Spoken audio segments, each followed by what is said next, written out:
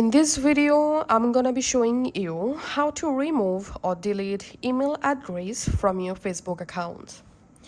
All you have to need, go to your Facebook and log into your Facebook account, tap on your profile photo and tap on the settings icon. Now tap on Account Center. In Account Center, tap on Personal Details and tap on Contact Info.